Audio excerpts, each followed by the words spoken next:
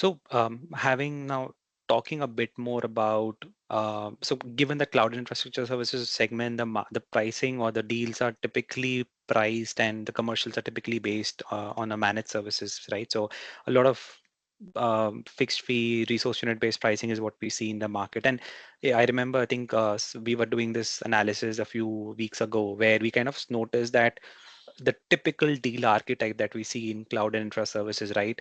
That deal archetype for that the deal sizes have really shrunk by almost 15 to 20% over a 3-year period. So compare a like-to-like deal back in 2021 versus now. Probably see that deal has same scope, same volumes. The deal size has shrunk by 15-20%. So could you throw some light in terms of what's really driving that sort of deal size going down?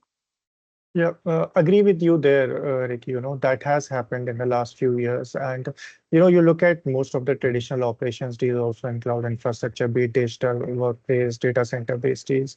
What has happened is, earlier offshoring of 75 to 80% was considered to be the norm during 2020, 2021. They used to go as high as 85% offshoring was considered as very high. That is something that has changed. Now I think a lot of the deals, what we are seeing is 90 to 95% offshoring is a new thumb rule. So that is a change that has really driven the pricing down.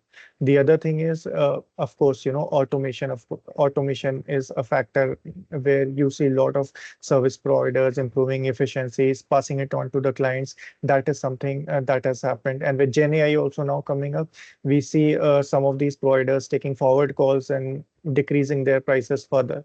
So that is one of the things. The other things, I think the service providers, they've worked a lot on the cost front also. We see a lot of tier 4, tier 3, tier 4 cities where these providers have their delivery centers now.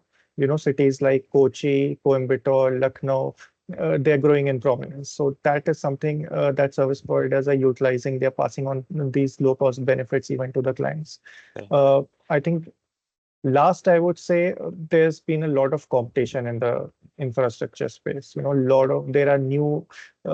there are some new providers that have come in that you did not see earlier. Now you have OEMs wars competing with service providers. We've seen that in digital workplace.